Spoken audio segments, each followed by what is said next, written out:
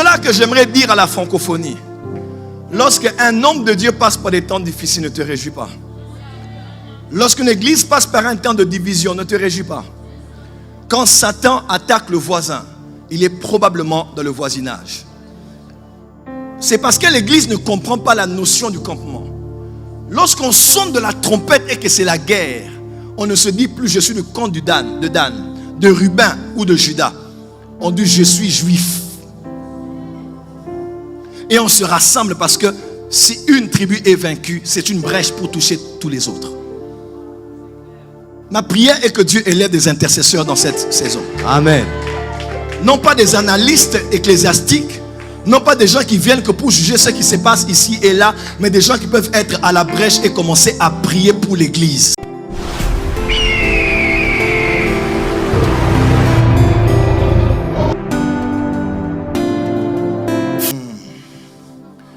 Quand c'est la guerre, on quitte son campement. Parce que là, tout Israël chacun devait quitter son lieu géographique. Ils devaient tous se retrouver ensemble parce qu'ils avaient un Dieu qui les réunissait, n'est-ce pas? Ils avaient une nation à laquelle ils appartenaient et ils avaient un ennemi qu'ils devaient combattre. Voilà pourquoi c'est bien que chacun soit dans son église. C'est bien que chacun ait son leader spirituel. C'est bien que chacun puisse être dans l'environnement. Soyez avec moi ici. Dans l'environnement que Dieu a placé pour sa croissance. Mais je crois que quand on comprend, il y a une saison dans laquelle l'église entre dans un combat spirituel. On ne regarde plus que nous on est de telle église ou telle église. Parce que ce n'est pas l'église du voisin qui est attaquée, mais c'est le corps du Christ qui est attaqué. Amen. Vous êtes dans un bâtiment, quand chez le voisin ça brûle, ne te moque pas. Parce que ce même feu est peut-être déjà entré dans la chambre des enfants. Parce que nous avons un seul ennemi. Et quand Satan combat ton voisin, il est dans le voisinage. Avance, prophète. Quand Satan combat ton voisin, il est dans le voisinage. Oh, ce pasteur a un problème avec l'éducation de ses enfants. Oh, vraiment, il y a des pasteurs qui ne donnent pas le temps à leurs enfants. Tu commences à faire la morale et commencer à entrer dans sa vie pour commencer à réfléchir sur ce qu'il aurait dû faire pour bien gérer ses enfants. Est-ce que tu connais ton sort? Est-ce que tu sais ce qui t'attend? Voilà pourquoi ne jugez point. Quand quelqu'un dans le corps de Christ passe par un temps particulier, quand une église passe par un temps particulier, tu ne dois pas être là en train de croiser les bras et de te dire ça les regarde eux. Non, parce que c'est un combat qui ne concerne pas mon voisin mais qui me concerne moi. Laisse-moi te dire, nous sommes tous le corps du Christ. Lorsque mon corps est cogné quelque part, lorsque mes pieds cognent quelque part et que mes ongles se cassent et que je saigne, mes orteils ne parleront pas, hein? Mes orteils ne crieront pas. Ma bouche n'a rien à voir, mes yeux n'ont rien à voir, mes mains n'ont rien à voir avec ça. Ce n'est que mon pied qui a été touché et je commence à saigner.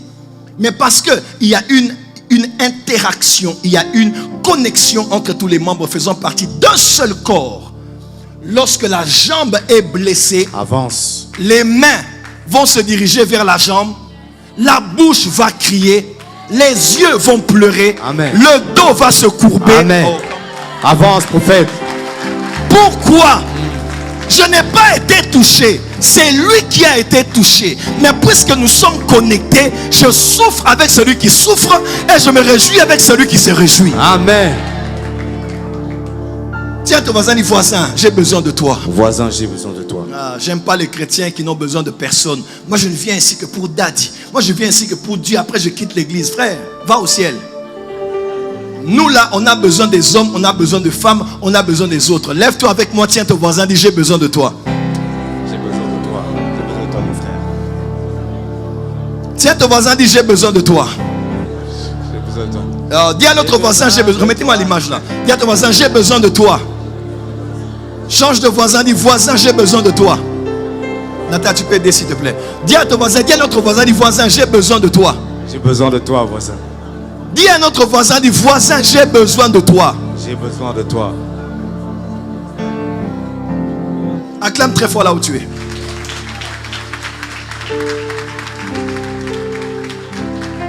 C'est pour cela que j'aimerais dire à la francophonie, lorsque un homme de Dieu passe par des temps difficiles, ne te réjouis pas.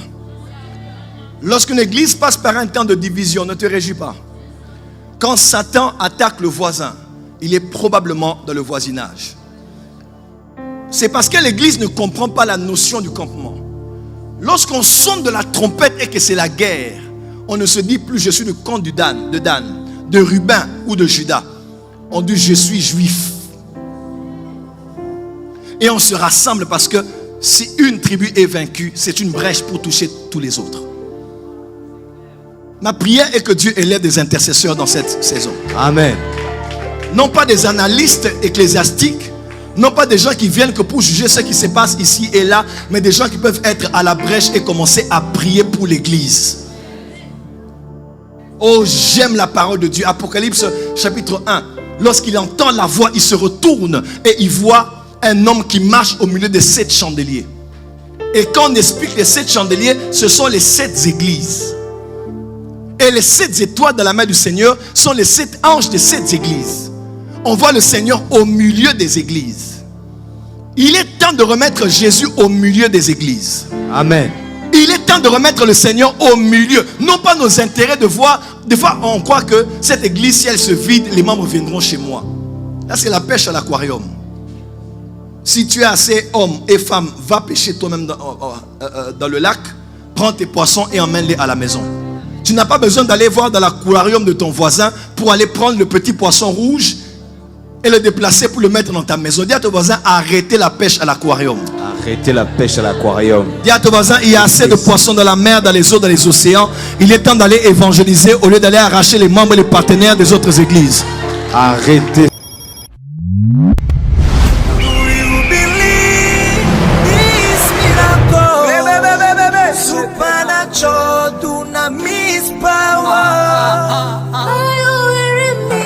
Receive